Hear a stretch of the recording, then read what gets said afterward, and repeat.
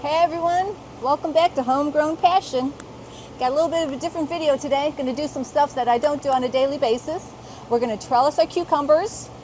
I'm going to pick some tomatoes, which is a daily thing. I got some planting for my bok choy to do, and I'm going to show you how I pull out the extra plants, so I only get 3 or 4 in there. And the main thing I got to get done is I have one of my fluorescent nursery channels. It wasn't working, so I am going to convert it over to LED, and I'm going to show you how that's done. So stay tuned.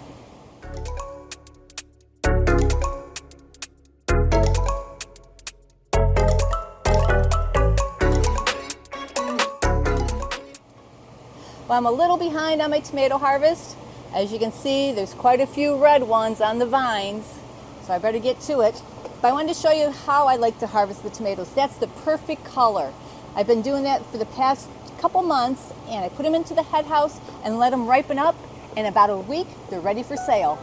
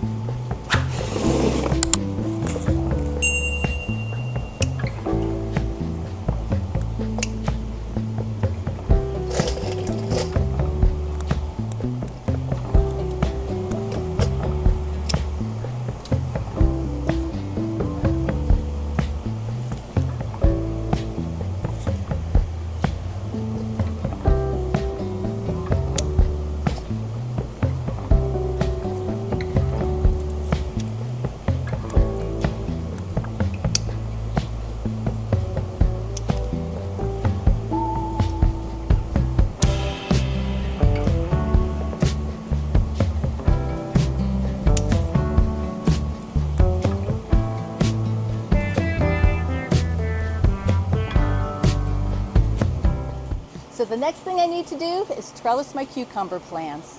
You can't believe how big these guys have gotten. Look at this. And look at the amount of baby cucumbers on there that I need to take off. Because you want to make sure you take them off for the first 5 nodes so the plant gets established really well before you start letting it to fruit. Because once it starts fruiting, you want to make sure you have nice big cucumbers. So the first thing I need to do is drop some bobbins down from the wires. So let me get that going. Here are the bobbins I use. I get them from Crop King. They're really inexpensive, 50 cents each. They have a little hook on them, so when you put them on the wire, they don't bounce off. And there's 40 feet of twine wrapped around here, and they're UV protected. And since they're so cheap, I like to replace them often. So I'm going to go ahead and get some up on the top of the wire and drop them down to the cucumbers. See, I already got one up there, so see how they snap on there? So you just kind of unwind them, drop them on down, and I have to drop 2 to each one of the beetle buckets because there's 2 plants in each beetle bucket.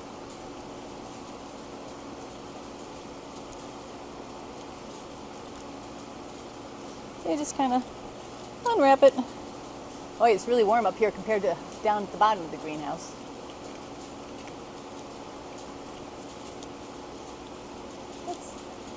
Here we go. As I was going through putting the bobbins up, I realized I put the first 2 up that I showed you on the wrong wire. So there's 2 wires, one for each side of the nutrient line of the way the beetle buckets go back and forth with each other. So when I get done, I'm going to move those 2 over to this back wire.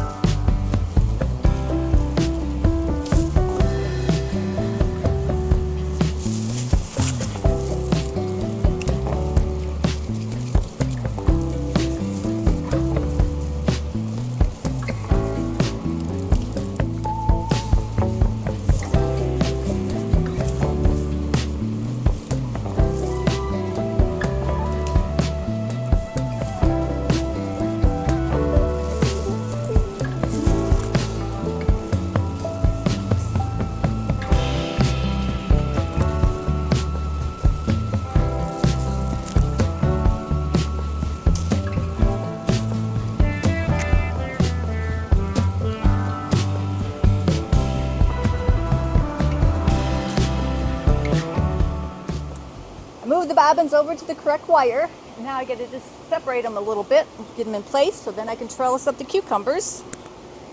Like I said, these plants are pretty tall, so I'm going to try to get them up as high as I can.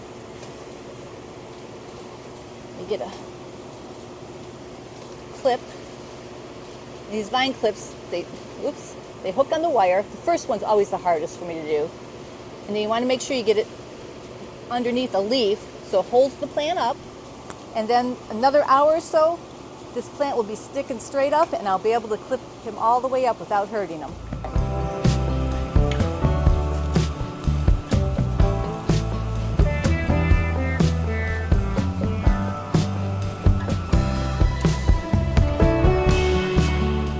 You know, plants never cease to amaze me.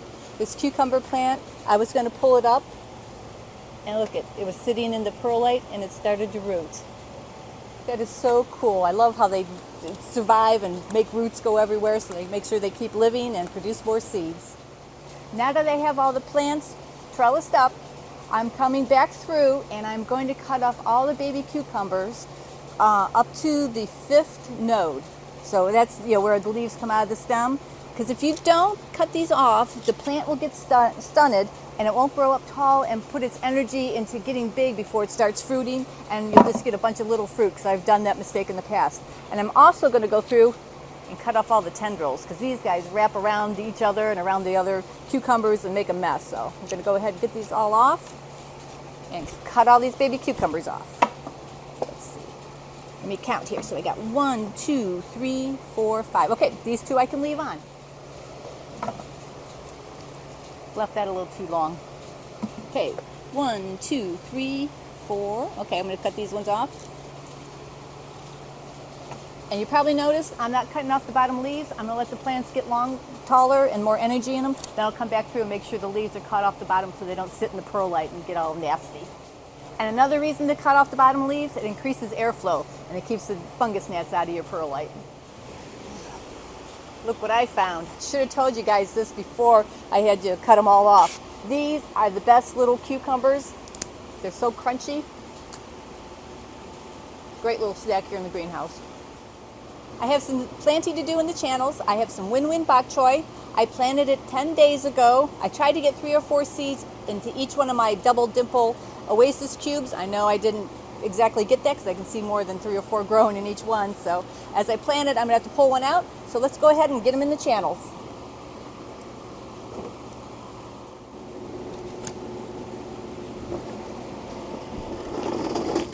Okay guys, come up close. As I was doing this, I noticed, look at that. I must have got distracted while I was seeding and I missed a whole row. Well, let's get them in the channels. Gingerly get the first oasis cubes out of the pad. You can see the roots are already coming through the bottom. And I do have way too many in each one of the cubes. So, I'll take them out. So this one I'm going to leave 4 in. Pull one out and put it into the space. Let's see, there's 5 in this one. I'm going to pull out the 2 littlest ones. Leave 3. Make sure I get all the roots down to the bottom. Get them in the channel. Boy, I did terrible at seeding this. I got lots and lots of them in here. Because if you do let them all grow, it just makes a really big mess and they don't grow properly and you don't get a nice harvest. So it's worth taking the time pulling out the extra ones. And luckily the seed isn't really expensive. And remember, when you put them into the channels, you want to make sure the cube touches the bottom so as the water goes by, it whisks it up. Oh good, here's one with just 3 in it.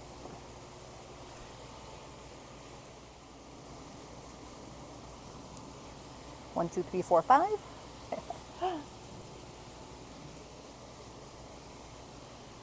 This one has 5 and has a really tiny one, so I'll pull that little tiny one out.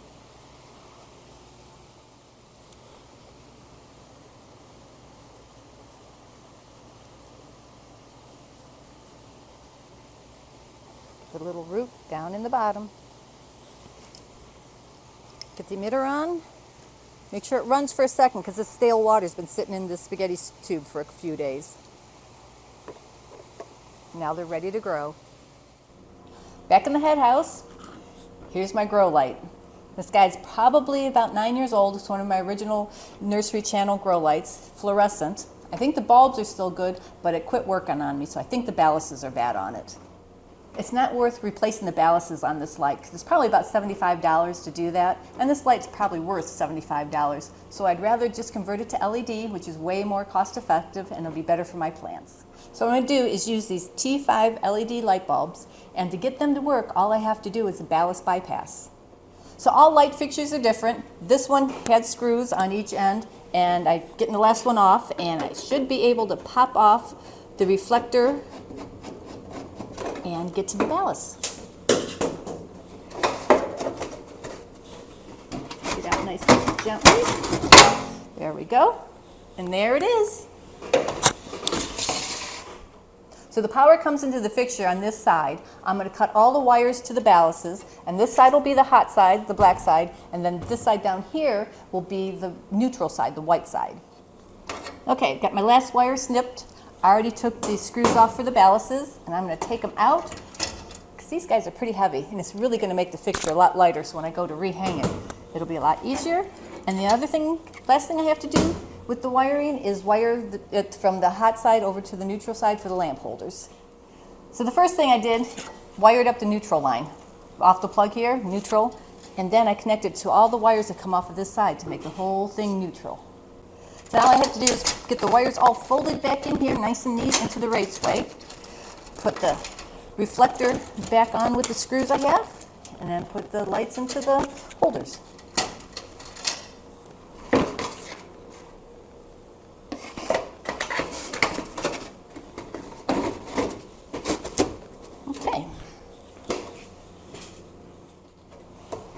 Got the reflector all tucked up in the metal here where it should be. Going to put all the screws back in, and then I'll be ready to put the light bulbs in. So I'm just going to get them all started by hand and then go through and tighten them all up.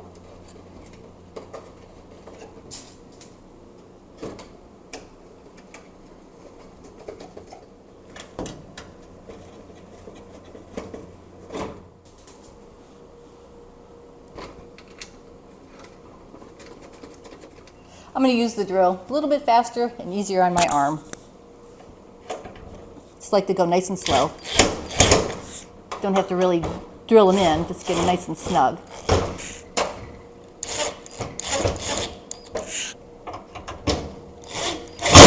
There we go. Now do the other side.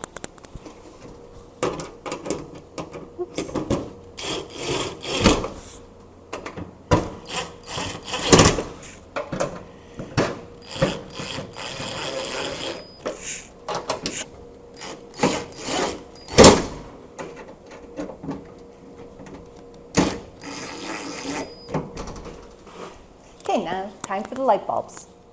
Putting in the light bulbs, I always put the labels in the same side that's hot. Get this in here. And then you gently twist them into place. There, that was easy.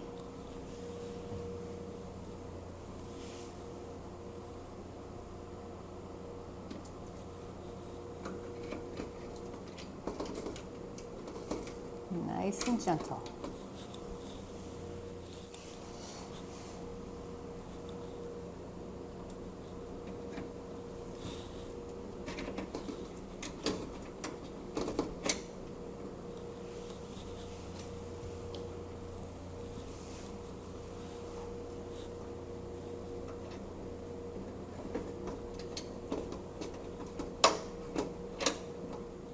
The last one.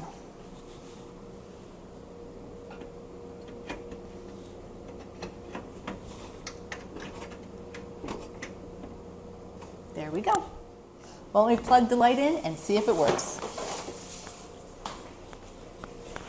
Let's see if it's going to reach. And it does. Okay. Switch number 1. Wow. Switch number 2. We've got light. Well, I think I'm going to end the video here. In the next one we do, I'll show you hanging the lights up. I hope you enjoyed seeing a light repair and recycling it. And like always, please leave me any questions, comments, or suggestions down below, and we'll see you guys next time.